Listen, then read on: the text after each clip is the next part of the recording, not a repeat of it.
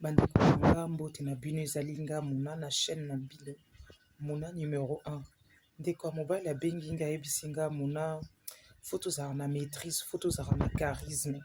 Makambo kokendaka epa bato heure nyonso kolala kovanda kolia kolekisa l'heure kotala bamatch kotala bathéâtre. Abi Muna nazalaki un peu moto ambiance nalingaka ambiance nakenda epa bamaster na nga heure nyonso nazala mpe nabimisi mpe des fois moi quelque chose to partager.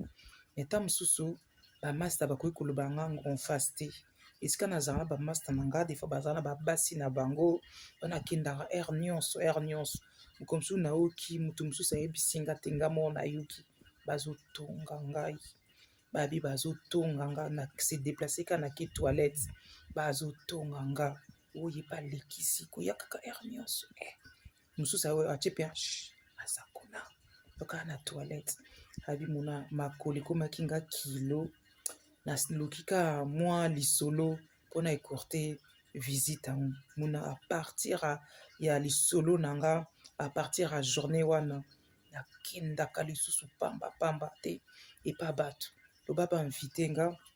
loba ezala événement moko ta mosusu mpona kosoutien bien mpona visite. Muna nazalaki heure nyonso so nake epa bato nake epa bamaster soki naa na Liège nake Liège so naa na Paris nake Paris nde nazolekisa heure nyonso epa na nga nazongaka kaka na ndako epa na nga tard defa na nzaka te epa na nga pendant une semaine mpona na bavisite nake epa boye nga nazokanisa baninga nga nazokanisa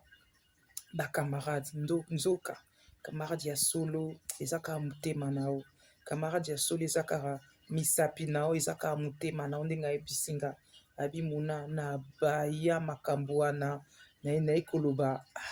na mitali mpenza ngai bazotonga nga bazofinga nga pourtant nazangi eloko te mais naki kaka na besoin nalekisa l'heure koepa bato kosala fiesta na kata makambo wana. Franchement